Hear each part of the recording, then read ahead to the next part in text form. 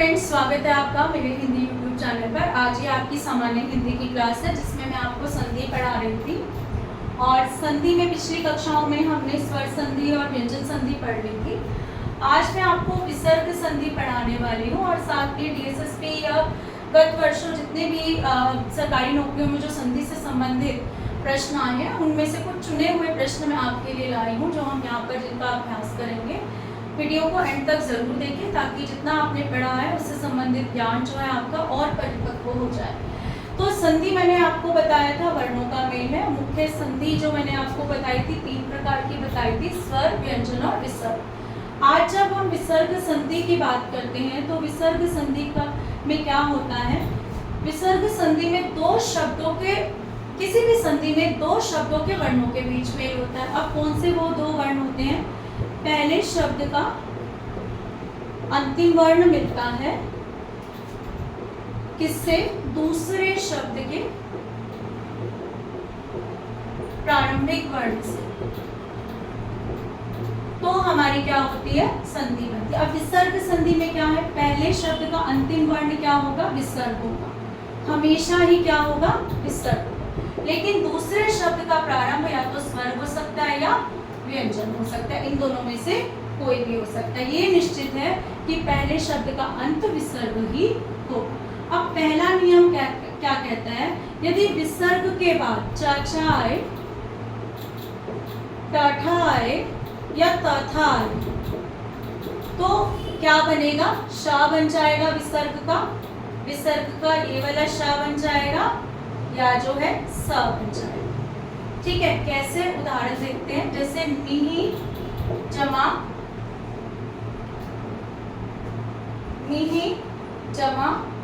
चल, मिही जमा चल, तो क्या बनेगा? शा बन रहा है तो क्या बन जाएगा शब्द? निश्चल। मिही जमा तेज, क्या बन जाएगा? त पे क्या बन रहा है? स, तो क्या बन जाएगा? निस्तेज। निस्तेज विसर्ग जो है अपना रूप छोड़ रहा है।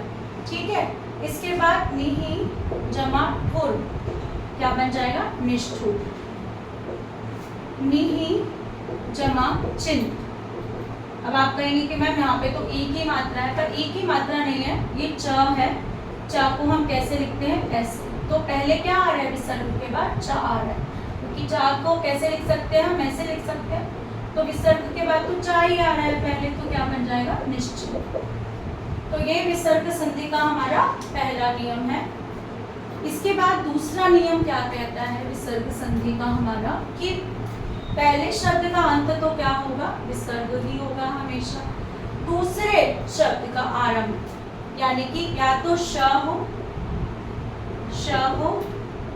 स हो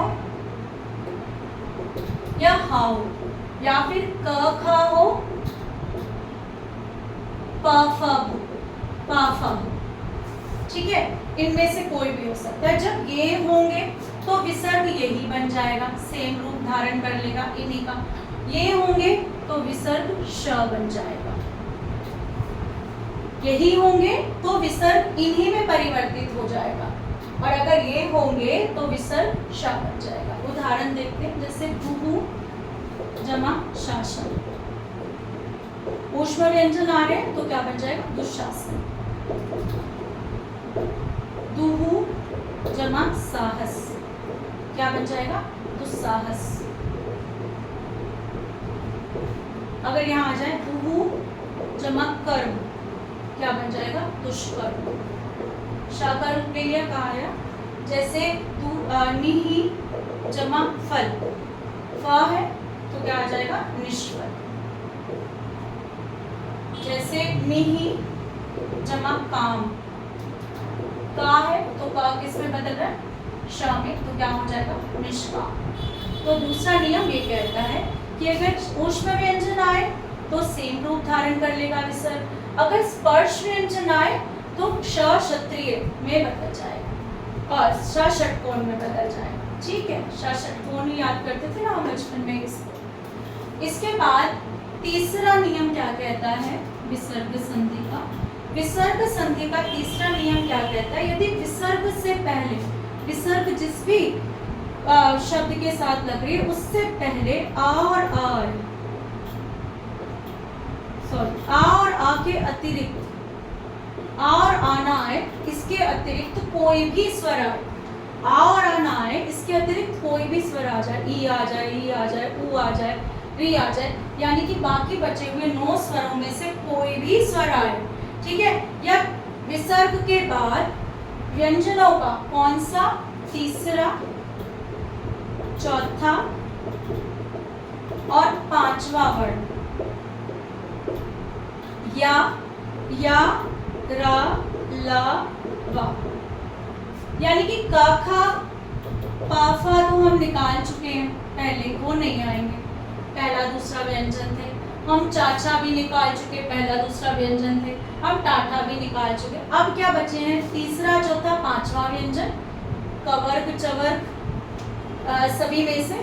उसके बाद स्वरों में से आ और आ के अलावा 9 स्वर आ जाए, कोई भी 9 स्वर आ जाए, बचे हुए आ और आना है, या फिर या रा लावा आए, तो क्या होगा? विसर्ग रा में बदल जाएगा। विसर्ग किस में बदल जाएगा? रा में बदल जाएगा। उदाहरण देखते हैं इसके। उदाहरण कैसे है? जैसे तुहु जमा उपयोग, तुहु जमा उपयोग। अब ये देखो, तुहु जमा उपयोग ये पूछा जाता है परीक्षा में। विसर्ग किस में बदलेगा? आधे रा में। अब मैं आधे रा में लगा देती हूँ विसर्ग को। विसर्ग बदल रहा है ना, विसर्ग हट गया, उपयोग। अब स्वर को, व्यंजन को खाली तो रहने नहीं देगा, इसके इस रूप में लग जाएगा, मात्रा के रूप में। और रा पर छोटे ओ की मात्रा इस रूप में लगती है, तो शब्द हो गया दुरुपयोग। इसके बाद जो है, जैसे निहि जमा भय, विसर्ग से पहले क्या आ रहा है? स्वर आ रहा है। स्वर आ रहा है कौन सा? ई आ रहा है। विसर्ग से पहले क्या आ रहा था? ऊ आ रहा था। ठीक, अब क्या है? क्या होगा? ई आ रहा है और भय कौन सा है? प फ ब भ म। चौथा व्यंजन है पवर्ग का भर, तो क्या होगा? ये रा में बदल जाएगा। अब आधे रा में बदलेगा। आधे रा ऐसे तो लिखा नहीं जाता, भा पूरा है पहले से, तो ये किस रूप में लिखा जाएगा? रेफ के रूप में लिखा जाएगा। क्या शब्द हो जाएगा? निर्भय। जैसे निहि जमा आमिष, विसर्ग से पहले कौन सा स्वर आ रहा है? ई। अब विसर्ग किस में बदलेगा? रा में बदलेगा। कैसे रा में बदलेगा? आधे रा में। नी नहीं बदल रहा, आधे रा में ये आया आमिष, तो रा क्या करेगा? इस आ स्वर को ग्रहण कर लेगा। शब्द क्या बन जाएगा? निरामिष। क्या बन जाएगा? निरामिष। ठीक है। इसके बाद विसर्ग संधि का जो एक और नियम है, ओ की मात्रा का, क्या नियम है वो? यदि विसर्ग से पूर्व आ स्वर आ जाए और आ के बाद तीसरा, चौथा, पांचवा व्यंजन या रा लावा हार, तो क्या होगा? ओ में बदल जाएगा। जैसे मन है जमा यो, आर है और यहाँ पर या रा लावा आ रहा है, तो क्या हो जाएगा? मनोयोग। क्या हो जाएगा? मनोयोग। यहाँ पर मन है जमा रंजन, आर है यहाँ पर, और यहाँ पर क्या हो जाएगा? फिर मनोरंजन। ओ की मात्रा में कब बदल रहा है? जब यहाँ पर आ है। इसलिए मैंने नियम नहीं लिखा है, क्योंकि यहाँ पर विसर्ग से पहले क्या आ रहा है? आ या फिर बड़ा। ठीक है, तो वो किस में बदल जाएगा? उसके बाद कुछ भी आ। आपको इतने नियम नहीं याद करने, सिर्फ क्या करना है, अगर यहाँ पर आ है, कैसे है? आ कैसे है? ना का रूप तो यही है ना, तो आ है विसर्ग से पहले, और उसके बाद कोई भी व्यंजन आ रहा है तो वो किस में बदल रहा है? ओ की मात्रा में बदल रहा है। किस में बदल रहा है? ओ की मात्रा में। जैसे तेज है जमा राशि। हर बार कौन बदल रहा है? ये ध्यान दो, हर बार विसर्ग बदल रहा है और कुछ नहीं बदल रहा, क्योंकि अंतिम क्या है? विसर्ग ही है। अंतिम वर्ण में ही तो बदलाव होता है, तो क्या हो जाएगा? तजो राशि। अब जो आखिरी नियम है, जो इससे संबंधित प्रश्न भी आता है, यदि विसर्ग के बाद रा आ जाए, क्या आ जाए? रा। विसर्ग के बाद क्या आ जाए? रा आ जाए। ठीक, या बड़ा रा आ जाए, तो रा का जो ये है ना विसर्ग, ये छुप जाएगी, और जो उससे पहले का स्वर है ना, मान लो मी है, ये ह्रस्व से, ये ह्रस्व स्वर है, ये मैंने बताए थे ना आपको स्वर, 4 ह्रस्व स्वर हैं हमारे, कौन कौन से? अ, ई, उ, ऋ। बाकी बचे दीर्घ स्वर है 11। अगर ह्रस्व स्वर है वो किस में बदल जाएगा? दीर्घ स्वर में। जैसे नी जमा रोग है, रा आ रहा है विसर्ग के बाद, तो ये अब ये बदल जाएगा। इसीलिए ये वाला जो निरोग है ना, ये शब्द तो कई बार परीक्षा में आया है, क्योंकि इसमें बच्चे क्या लिखते हैं? निरोग। लेकिन नियम क्या कहता है? विसर्ग के बाद रा है, तो ये जो ह्रस्व स्वर है ये दीर्घ स्वर में बदल जाएगा। किस में बदल जाएगा? वर्णी में बदल जाएगा, निरोग। जैसे ही नी का क्या हो जाएगा? रव। कैसे हो जाएगा? रा आ रहा है विसर्ग के बाद, तो ये नीरव हो जाएगा, बड़ी ही आ जाएगी। इसमें नी वाले ही हैं, ये 3 शब्द ही जो है मुख्य हैं, और कोई शब्द भी नहीं है। नी जमा रस, नी जमा रस, तो ये नीरस। ये 3 शब्द तो आप बिल्कुल अच्छे से याद कर लें, ये 3 शब्द ही मुख्य हैं यहाँ पर। ठीक, तो ये थी हमारी विसर्ग संधि, जिसमें पहले शब्द के अंत में विसर्ग आ रहा है और दूसरे शब्द के आरंभ में स्वर या व्यंजन आ रहे हैं। आप क्लास को बार बार देखेंगे तो कुछ कठिन नहीं लगेगा, बहुत ज़्यादा नियम नहीं है, और मैं जितना सरल तरीके से समझा सकती हूँ उतना समझाने की कोशिश करती हूँ कि आपको इजीली समझ आ जाए। कई बार बुकिश जो लैंग्वेज होती है हमें समझ नहीं आती है। अब यहाँ पर जो है प्रश्न अभ्यास कर लेते हैं। मैं थोड़े से प्रश्न यहाँ पर आपको करवाती हूँ। अन्वेषण का संधि विच्छेद क्या है? अन्वेषण का संधि विच्छेद क्या है? क्या होगा? अब देखो, मैंने आपको बात बताई थी, अगर आपको स्वर संधि याद है, आपने अगर नोट्स बनाए हैं, तो जहाँ पर भी य, र, व, ला को छोड़कर ये हमारे अंतस्थ व्यंजन है, ये हमारे किस में बन रहे थे? यण संधि में। मैंने याद भी कराया था, या से या, रा, वा याद करो। तो अगर वा से पहले, रा से पहले या से पहले आधा व्यंजन आ रहा हो तो वो यण संधि होगी, आपको ये याद रखना है। अब इसका जो है संधि विच्छेद पूछा है, यानी कि इसको दोबारा से हमें तोड़ना है, तो क्या होगा? अनु जमा एशन।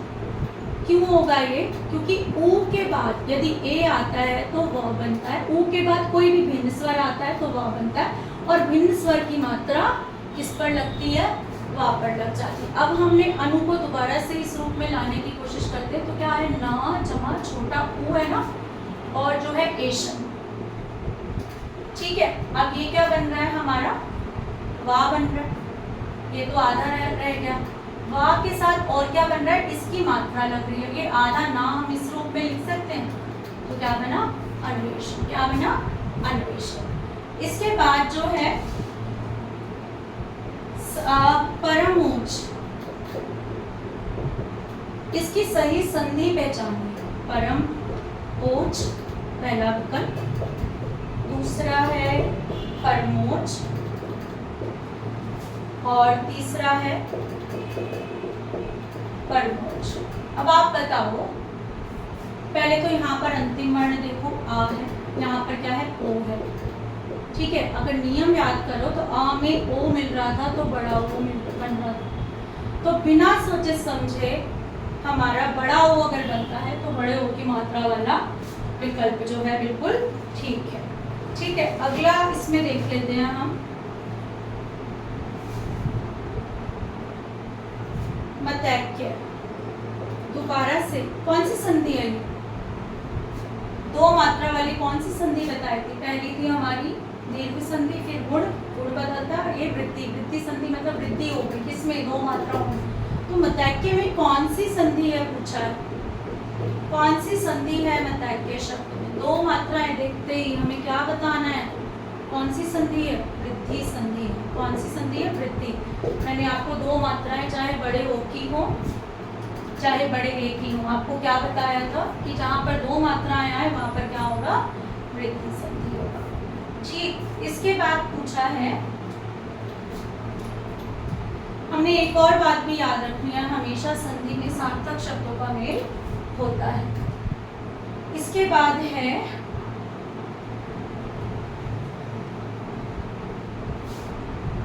तत् जमा टीका, क्या बनेगा? तत्तिका, दूसरा विकल्प है टट्टिका, दूसरा विकल्प है तत्तिका। पहले तो ये बताओ कि ये उदाहरण किसका है, किसका किससे मेल हो रहा है। यहाँ पर क्या है, व्यंजन है। यहाँ पर क्या है, ट जमा ई, तो भी व्यंजन है। व्यंजन का व्यंजन से, व्यंजन का स्वर से यदि मेल हो तो कौन सी संधि होती है, व्यंजन संधि होती है। अब व्यंजन संधि का क्या नियम है, त या दा के बाद ट ठा है तो समाटा हो जाता है। तो यहाँ पर क्या होगा, त के बाद टा है तो टा ही बन जाता है। तो सही विकल्प क्या है, टट्टिका। ठीक, इसके बाद जो है जैसे अगला है लोक जमा उपचार। इसका सही जो है संधि क्या होगी, तो अ जमा उ, नियम देख लें। अ जमा उ अगर उच्चारण भी करके देखें तो क्या बनता है, ओ बनता है। तो सही क्या होगा इसका, लोकोपचार। क्या होगा, लोकोपचार। एक मात्रा, कौन सी संधि, एक मात्रा आ रही है तो कौन सी संधि है, दीर्घ संधि के बाद गुण संधि है। इसके बाद है यदि जमा अपी। आप पहले क्या देखें, द के बाद क्या आ रहा है, ई, यहाँ पे क्या आ रहा है, अ। ई के बाद आ आए, भिन्न स्वर आए तो क्या बनता है, या। कौन सी संधि है, या से पता चला, यण संधि है। क्या होगा यहाँ पर, या बनेगा, आधा या यहाँ, आधा दा यहाँ रह जाएगा, या बन जाएगा। आप पे कोई मात्रा नहीं है तो शब्द होगा यद्यपि। इसके बाद है यथा अवसर। क्या बनेगा यहाँ, यथा जमा अवसर। सुनने में भी दो शब्द ही पता चल रहे हैं। कौन सी संधि, आ में आ मिल रहा है, दीर्घ संधि। किसका उदाहरण है, दीर्घ संधि। तो इसी प्रकार के प्रश्न आते हैं संधि में, जो जैसे मैंने आपको लगभग करा ही रही हूँ। एक और देख लेते हैं, गायन। गायन का संधि विच्छेद पूछा है हमसे, क्या है तो क्या होगा इस गायन का संधि विच्छेद। ये कौन सी संधि है पहले तो पता चले, या तो बन रहा है लेकिन उससे पहले आ की आवाज आ रही है। तो गै जमा अन, कौन सी संधि है यहाँ पर, अया की संधि है, जिसमें क्या नियम होता है, ए आए उसके बाद कोई भी स्वर आ जाए तो क्या बन जाएगा, आय, तो क्या बन जाएगा, गायन। क्या बन जाएगा, गायन। और भिन्न स्वर की मात्रा भी रखती है। जितना आप संधि का अभ्यास करेंगे उतने आपको प्रश्न जो है अच्छे से करने आएंगे। आप नियमों को या क्लास को बार बार देखिए ताकि आपके नियम, 2 बार भी काफ़ी है वैसे देखना, 2 से 3 बार। आपको क्लास अच्छी लगी हो तो मेरे चैनल को सब्सक्राइब करें, लाइक करें, शेयर ज़रूर करें और बेल आइकन दबा दें ताकि आपको नई वीडियोस की जो नोटिफिकेशन है टाइमली मिलती रहे। Thank you.